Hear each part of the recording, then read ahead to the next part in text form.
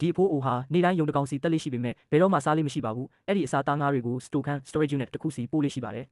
ပို့ပြီးကြောက်ဖို့ကောင်းတာက store ခန်းထဲဝင်တိုင်းတကားဝမှာ3ကြိမ်ခုံလေးရှိတာပါအဖိုးအိုဟာ250လုံးဒီအလေးထားကိုနေတိုင်းထက်ခါလုပ်ခဲ့ပေမဲ့အထဲမှာဘာဝတ်ထားလဲဆိုတာဘယ်သူမှမသိကြပါဘူး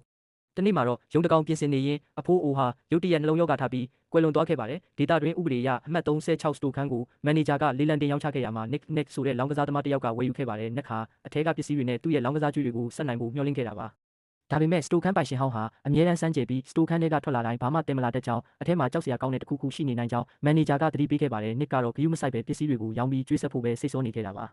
သူတော့ရချင်းစတိုခန်းထဲရှာဖွေခဲ့ပေမဲ့အချိန်အတော်ကြာတဲ့အထိတပ်ပုံဟောင်းတွေနဲ့အဝတ်စားတွေကိုပဲတွေ့ခဲ့ရပါတယ်လက်လျှော့တော့မဲ့အချိန်မှာတော့ရှေးဟောင်းကလပ်ထိုင်နှလုံးနဲ့စမ်းကြယ်တဲ့အမှတ်သားတွေပါတဲ့စဝိုင်းပုံဝိုင်းဝန်းပြားကြီးတစ်ခုကိုတွေ့သွားခဲ့ပါတယ်